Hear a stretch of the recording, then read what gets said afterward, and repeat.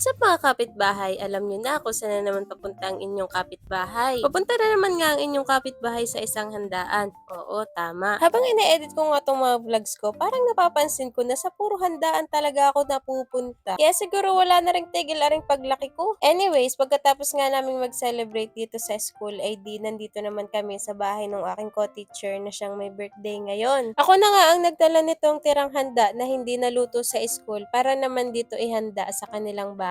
Dahil sila nga ay nakamotor at ako ay inihatid naman ng sasakyan. At habang hinihintay ko nga sila, ay napansin ko dito ang pamangkin ng aking co-teacher. Pagka talaga mga bata, napaka-cute palagi. Parang wala namang batang hindi cute, di ba? At maya-maya nga ay di dumating na rin itong aking mga co-teachers. At dito nga namin isi-celebrate yung second part ng kanyang birthday. Huy, sana all. At syempre, hindi ko pinalagpas sa pagkakataon na makipagkulitan nga sa mga pamangkin ni ma'am. Ari daw kasing isang batang ariin, napakahirap suyuin. Kapag ka hindi familiar sa kanyang iyong mukha, ay di ayan, hindi kanya papansinin. Hindi siya titingin sa iyo kahit anong gawin mo. Ay cake na nga aring dala ko, ay hindi pa rin ako pinapansin, kaya sinubukan ko namang abutan siya ng candy. Aba, ay kita mo naman medyo namamansin na at medyo lumalapit na, pero hindi pa rin siya tumitingin sa akin. Kiss mo na.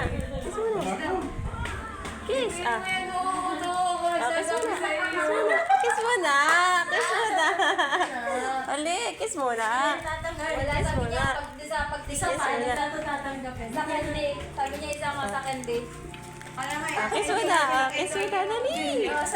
Ay hindi ko talaga mauto, pero napalapit ko naman sa akin, kaya lang hindi niya talaga ako tingnan at hindi niya ako pagbigyan. Well-trained ang batang ito, ari ay nabulungan ng kanyang tita ninang na huwag sasama sa hindi kakilala. Uy, tinigilan ko na nga ang batang ari at baka ari masampig ako dahil ako ay hindi pagbigyan. Hala, bakit naman mang sasampigan ng bata? Niyakag ko na nga lang ari si ma'am sa labas at bumili sa tindahan ng aming panulak. Para naman may ambag din kami sa birthday ni ma'am, di ba? Panulak nga lang sana ang aming bibilhin, pero nagkita kami na ring mga malalaking chichirya. Ika namin ay bumili na rin kami para naman meron din kaming mangut-ngut habang naghihintay kami ng pwede namin kainin.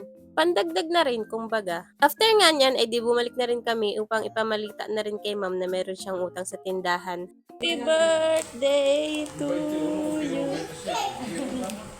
Ito pa. May utang ka sa tindahan. May utang ka sa tindahan. Siyempre, dating gawi kapag nabati mo na ang may birthday, pwede ka nang magkalkal ng handa nila. Dito nga ay tinatawanan namin ari dahil bumili pa kami, meron naman pala ditong coke, sayang ang pira. Hala.